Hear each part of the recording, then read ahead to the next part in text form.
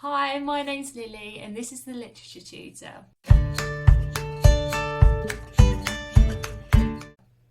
So today we're going to look at another poem from the AQA Power and Conflict anthology, and today we're going to look at London by William Blake.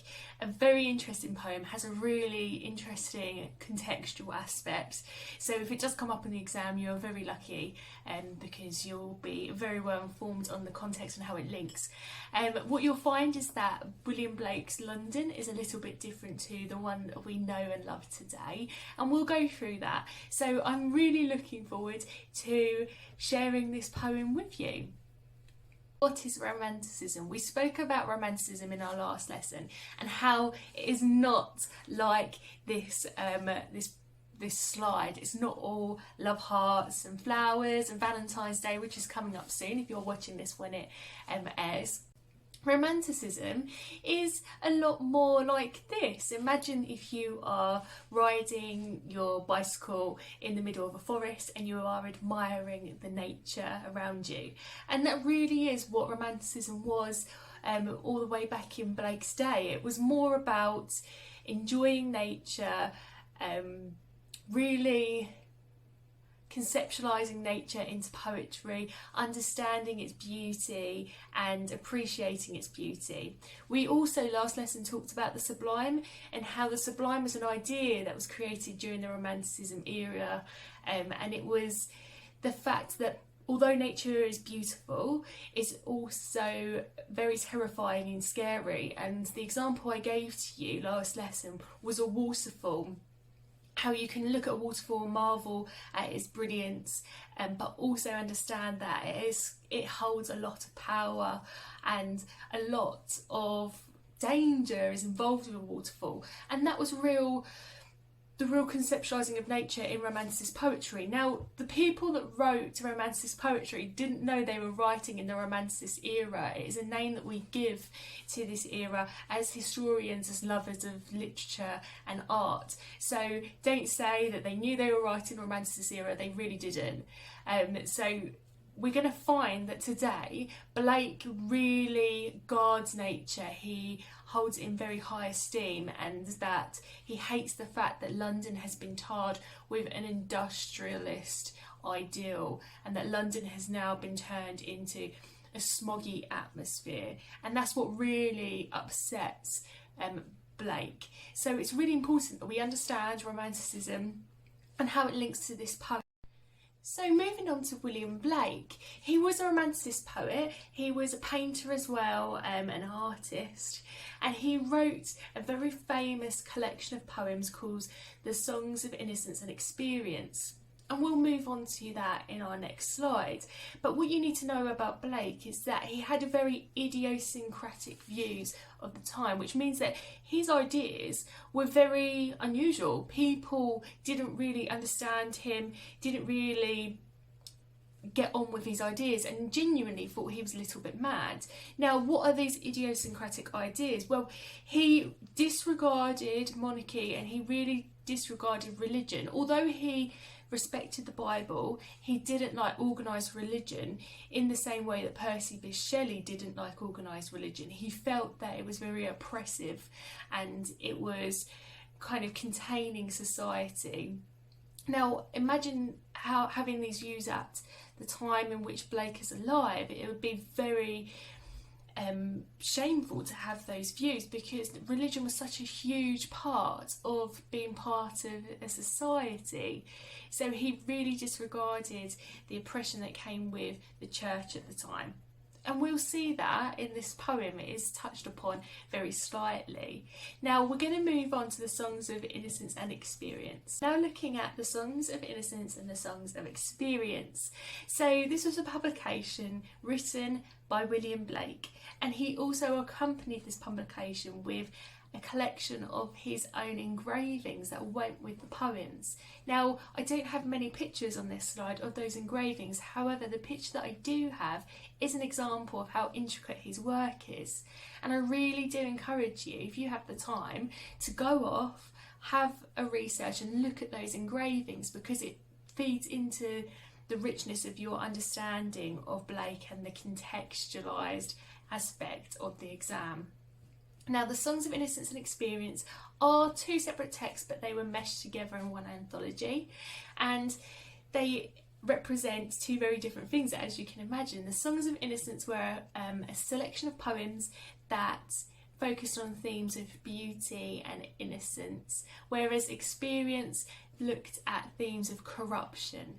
And you will find that when you read the poems, a lot of them are amalgamated. They have the same story, but they are twisted in the Songs of Experience to be more about death and corruption. So it's a very interesting publication, and our poem for today, London, is part of that publication. So what we're going to do now is we're going to move on to reading said poem. What I'm going to do now is I'm going to read the poem to you. You had the poem on the slide, I've got it as a copy, so that's why I'll be looking down. London by William Blake. I wander through each chartered street, near where the chartered Thames does flow, and mark in every face I meet marks of weakness, marks of woe.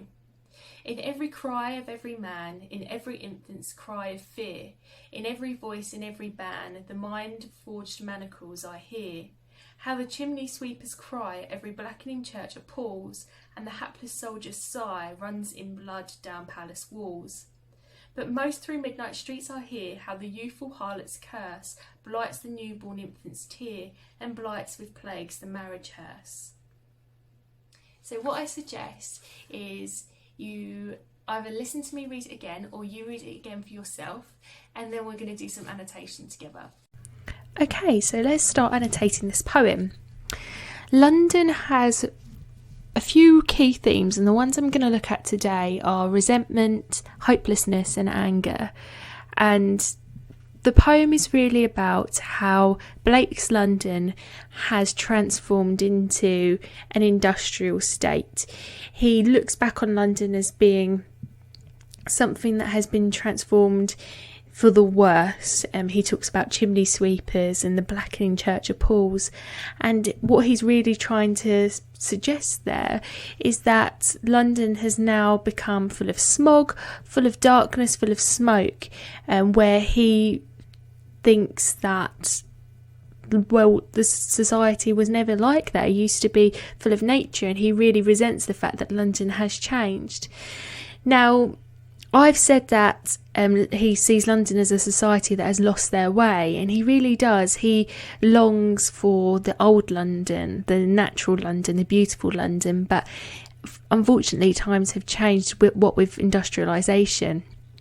Now, in a form aspect, the poem is a dramatic monologue, so it's one speaker giving their thoughts, and there is a really consistent rhyming scheme of ABAB, and it could be suggested that this rhyming scheme shows the consistency of how much Blake hates this new London, or it may even show or emphasise the resentment and the hopelessness that is in London.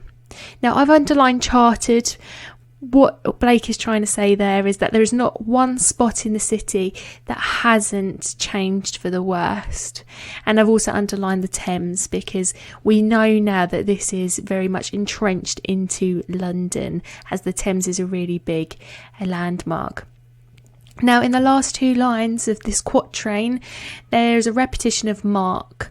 So we've got mark, marks and marks. So the repetition, it has a double meaning. So a mark could be like a scar, but also it's representing the weakness. So maybe the weakness is a scar on the skin of the people of London, or on the skin of London, but also mark meaning a representation of weakness and woe.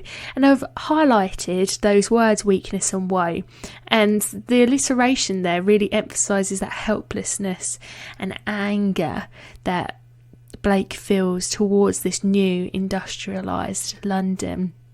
Now, I said that this stanza is a quatrain, and a quatrain is a stanza that has 4 lines, and we can see in this poem we have 4 quatrains. So again, it's very consistent with the rhyme, how the rhyme is consistent, the form and structure is very consistent too.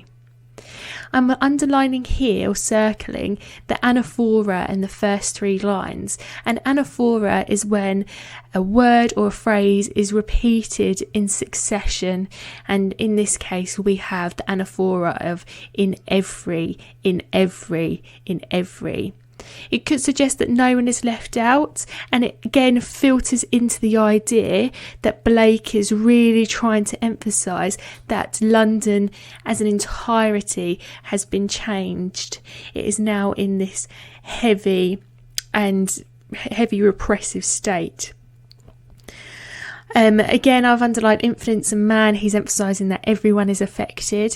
What he's really doing is being hyperbolic and showing how everyone is now under this awful state, this place that has forgotten nature, it's forgotten the beauty of nature. I've underlined that line in the last line in the quatrain, and the mind forged manacles. Now, manacles are handcuffs, and this is a metaphor. So he's saying that people's minds and attitudes have been changed, and that change, if we're looking at the word handcuffs, is an imprisonment. So think of the connotations of handcuffs: well, prison, depression, oppression. And in a larger scale, what Blake is trying to say is that industrialisation has imprisoned the people of London and is oppressing them. Now, I've circled the word blackening. Again, you can make your connotations for yourself. But what's interesting is that Blake is talking about the blackening church appalls. Now, you may take this to mean that the church is being covered in smog and smoke from the industrialisation, or blackening church, you can make the connotation, and he's kind of suggesting that the church has a hand in this, is being corrupt and is allowing this to happen. And then I've underlined the lines, runs in blood down palace walls, and you can make the suggestion that this is focused or inspired by the French Revolution, and how the rich are really benefiting from this new industrialised state, and the poor are struggling, like those chimney sweepers. They cry.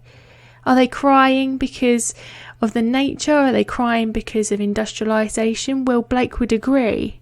Now, in this last quatrain, we have the youthful harlot's curse. Now, harlot being a prostitute, and the prostitutes are either swearing in the street, or Blake may be suggesting that this new society that is consumed by industrialism harbours these prostitutes, and they are swearing in the street, and they are a curse to London. And you've got a real dichotomy here between the experience, the prostitutes, and the infants crying. And that contrast is very unsettling, but it also links in with the idea of innocence and experience, and that's kind of what melds this poem to the Songs of Innocence and Experience anthology. Now, finally, we've got blights with plagues, and really Blake may be suggesting that this is inevitable, this suffering is inevitable, because we've forgotten our natural surroundings. And finally, we've got this oxymoron, marriage hearse. Two very different words. Marriage meaning happiness and beauty, and the hearse having connotations of death. And those melded together may be the real end of Blake saying to us, well, this is what's going to happen, this is what we've resulted to, because we have forgotten our natural root. And that is the end of our video today, a quick whistle-stop tour on William Blake's London. Thanks for watching.